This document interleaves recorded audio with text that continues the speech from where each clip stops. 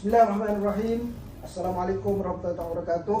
Alhamdulillah, hari ini kita dapat bertemu bagi membincangkan suatu isu, iaitu harmonisasi bidang kuasa mahkamah melalui pindaan perkara 121/1A Perlembagaan Persekutuan Malaysia. Ada 4 panel, yang mana di sebelah kanan saya Tuan Muhammad Hanizal bin Alias daripada Persatuan Peguam Syar'i Malaysia. Bersama kita juga Dr.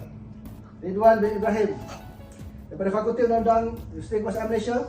Tuan Muhammad Hafiz bin Rahman Bursal, pegawai penyelidik daripada Jabatan Kehakiman Syariah Malaysia, dan Tuan Rais bin Jaafar daripada Malaysian Bar Council. Baik, persoalan yang pertama, apa itu artikel 121(1A Perlembagaan Persekutuan? Persoalan pertama, apa kandungan di dalam Seksyen 121(1A ini? Ini adalah mahkamah yang disebut dalam Fasal 1, iaitu Mahkamah Tinggi Malaya dan Mahkamah Tinggi Sabah dan Sarawak tidak mempunyai bidang kuasa berkenaan apa-apa perkara dalam bidang kuasa mahkamah syariah. Itu yang dimaksudkan dengan Seksyen 121(1A. Adakah artikel 121 ni telah lama wujud? Kita harus melihat kepada perkembangan sejarah, yang mana pada tahun 1956 hingga 1957 di mana pengubalan Perlembagaan Malaysia dibuat, di mana Suruhanjaya Red tidak mengambil kisah atau tidak mengendahkan tentang permasalahan ini, kerana ini adalah satu masalah yang dipikir ringan. Tetapi sehingga tahun 1988 barulah artikel 121 ini dibuat. Tetapi kita harus melihat di mana Seksyen 149 di dalam perlembagaan tidak menyebut secara langsung tentang artikel ini, tapi membicarakan tentang kuasa peguam negara tidak boleh mencampuri urusan mahkamah syariah walaupun tanpa Seksyen 121(1A ini. Ini jelas menunjukkan perlembagaan mengiktiraf kuasa mahkamah syariah. Terima kasih, Doktor. Dari sudut pandangan Tuan, kenapa perlu mahkamah syariah diberi peluang dan ruang meskipun mahkamah sivil telah wujud di Malaysia? Silakan. Baik, terima kasih kepada Tuan Moderator.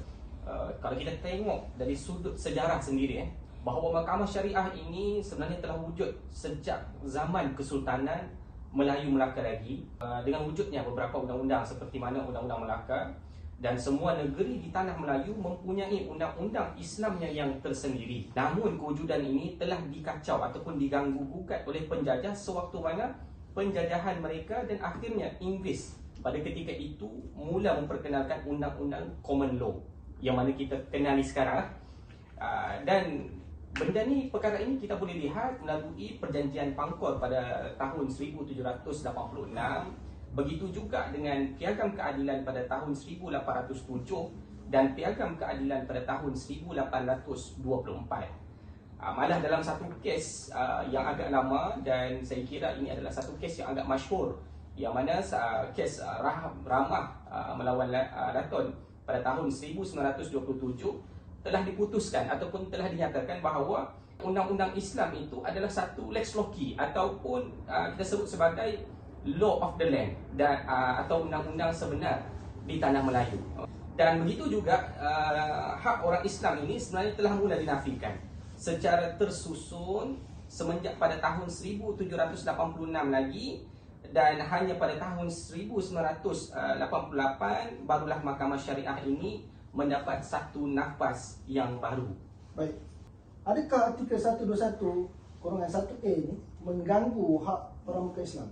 Baik, secara umumnya artikel 121(1A ini sebenarnya tidak mengganggu gugat langsung hak orang bukan Islam. Ini kerana ianya memberi semula, sebenarnya memulangkan semula hak orang Islam yang telah lama dihilangkan, walaupun undang-undang Islam ini disifatkan sebagai lex loci. Kewujudan mahkamah syariah ini sebenarnya tidak langsung mengganggu gugat hak orang bukan Islam di Malaysia ini. Bekas Ketua Hakim Negara Tun Abdul Hamid ketika membentangkan syarahannya di Universiti Harvard, beliau menyebut bahawa undang-undang lazim, iaitu common law, dan undang-undang syariah boleh diharmonikan melalui penggabungan kedua-dua mahkamah sivil dan syariah. Tuan Rais, Apa pandangan Tuan berkenaan kenyataan tersebut? Pandangan dan kenyataan yang dibuat itu sudah pasti ia akan dapat dicapai dengan syarat ia diamankan di negara-negara yang majoritinya rakyat beragama Islam. Malaysia melepasi syarat ini dan melenyapkan sikap prejudis di kalangan pengamal undang-undang. Hakikatnya, sistem kehakiman negara kita sudah lama dibelenggu dengan pelbagai dilema dan konflik. Percanggahan pendapat dan perbezaan pandangan di kalangan ahli akademik, pengamal undang-undang dan para hakim tidak dapat dielakkan. Kerana sistem perundangan kita yang bercelaru hasil warisan penjajah British. Okey, jadi kenapa perlunya penggabungan kedua undangan sivil dan syariah ni? Sebelum saya menjawab persoalan ini, saya ingin membuka mata dan hati kita. Adakah ini bentuk kehakiman dui sistem secara berasingan yang ingin kita pertahankan? Adakah selepas negara ini merdeka berpuluh-puluh tahun lamanya kita hanya mampu berpeluk tubuh dan membiarkan semua konflik ini berterusan tanpa penghujungnya? Adakah rakyat bebas memperolok-olok undang-undang disebabkan oleh kepincangan atau loophole sistem perundangan kita? Apa yang merumitkan keadaan ialah apabila tercetusnya konflik untuk menentukan mahkamah mana yang akan membicarakan sesuatu kes apabila isu-isu yang dihujahkan terletak di bawah bidang kuasa kedua-dua mahkamah sivil dan syariah. Baik, terima kasih. Sebagai pengamal undang-undang juga daripada Persatuan Peguam Syar'i Malaysia, apa kekangan yang dihadapi dalam mendepani konflik satu persatu ini? Silakan. Bismillahirrahmanirrahim. Pertama, saya melihat terutama di sudut bila mana dibuat pindaan suatu masa dahulu, secara satu halanya sebenarnya dia telah memberikan seakan-akan melihat memberi suatu keistimewaan kepada Mahkamah Syariah itu sendiri dari sudut prasarananya, perundangannya, pembangunan daya manusianya, tetapi segala kelebihan ini seakan-akan dinodai dengan satu kes yang umum mengetahui berkaitan dengan kes Indira Gandhi. Jadi seakan-akan kepercayaan masyarakat di luar sana melihat berlaku konflik yang begitu hebat berkaitan dengan perkara 121-1A ini. Dan kami di pihak Persatuan Peguam Syar'i mengikuti rapat terhadap perkembangan yang telah berlaku di dalam negara kita, dan kita melihat isu ini merupakan satu isu yang sangat serius. Yang pertama, mungkin saya perlu perincikan bagaimana kes yang membabitkan Indira Gandhi, anak perempuan Mutu, dan Padma Naden, anak lelaki Krishnan, yang telah berkahwin di bawah undang-undang sivil berpandukan kepada Akta 164, dan daripada perkahwinan tersebut mereka telah dikurniakan 3 orang anak, dan kemudiannya pula si suami telah memeluk agama Islam pada 9 Mac 2009. Apa yang merumitkan keadaan bila mana kita melihat akhirnya bagaimana di pihak Mahkamah Sivil telah mentakrifkan kalimah parents itu dengan menyebutkan for the purpose of clause 3, the religion of a person under the age of 18 years shall be decided by his parents or guardian. Jadi ini isunya yang berlaku konflik terhadap perkara 121-1A. Walhal kalau kita melihat bagaimana tindakan yang telah dilakukan oleh pihak sebelum daripada ini yang bersifat secara unilateral, tidak ada masalah. Contohnya kes yang membabitkan, kalau kita tengok kes Suzy Teo, yang mana telah diputuskan bahawasanya penentuan agama seorang kanak-kanak bawah 18 tahun adalah dengan kebenaran ibu atau bapa ataupun penjaganya. Maksud kata di sudut unilateral, kebenaran daripada sebelah pihak itu tidak diisu.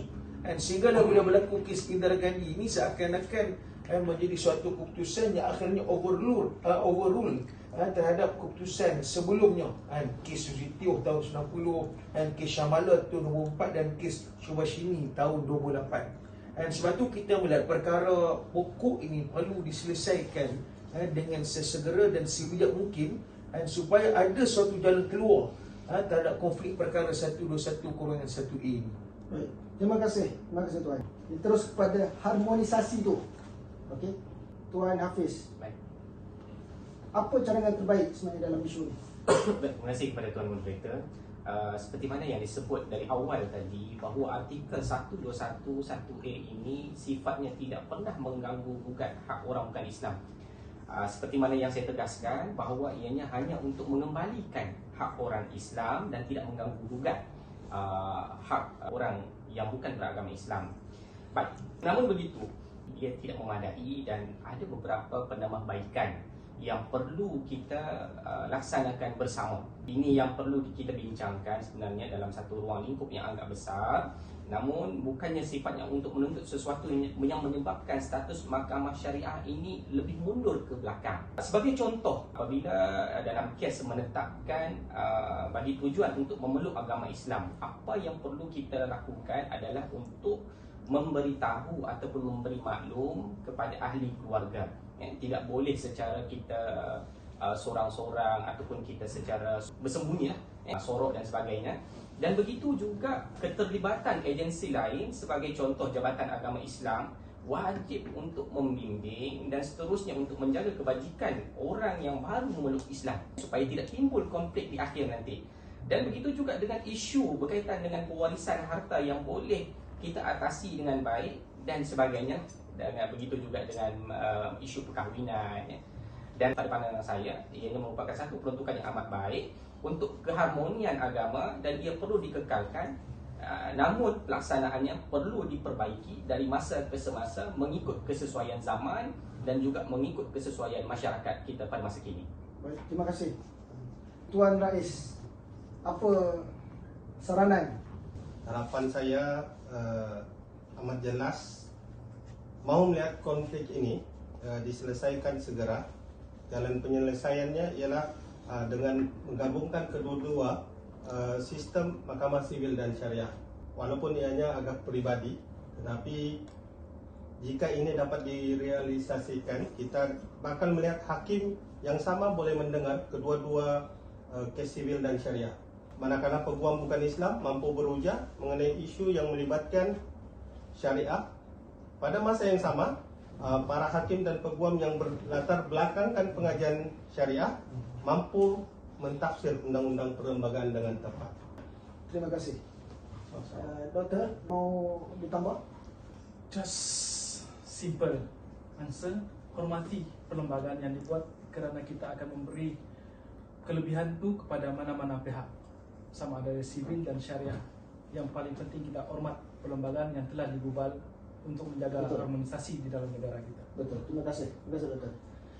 Jadi, apa cadangan penambahbaikan terhadap isu ini? Okay, di pihak Persatuan Peguam Syariah Malaysia, kita jelas memperjuangkan isu yang membabitkan institusi kehakiman syariah selama ini. Cuma bagaimana kami menuntut paling tidak, terutama kes yang terbaru membabitkan kes Iki Putra Mubarak, kita meminta kepada terutamanya sudah tentulah Menteri Undang-Undang sendiri campur tangan dan meletakkan kedudukan mahkamah syariah itu sebelum kes Iki Putra Mubarak diputuskan. Kalau tadi mungkin saya mengambil contoh kes Indira Gandhi dan kes-kesnya lain yang telah overrule disebabkan kes berkenaan. Jadi bagi saya tindakannya segera perlu dilakukan oleh pemerintah. Di sana perlu ada political will untuk kita melihat berlakunya keharmonian di antara dua institusi perundangan yang sangat penting di dalam negara kita. Wallahu a'lam. Terima kasih. Terima kasih Tuan. Itu kita dah mendengar pandangan daripada ahli panel kita yang hebat-hebat belaka ya. Alhamdulillah. Sebagai konklusinya, dengan undang-undang, sistem kehakiman ini tidak boleh dipermainkan kerana itu adalah tempat yang terakhir sebagai benteng keadilan untuk rakyat. Daripada saya, Muhammad Sofi Wan Nasir. Assalamualaikum.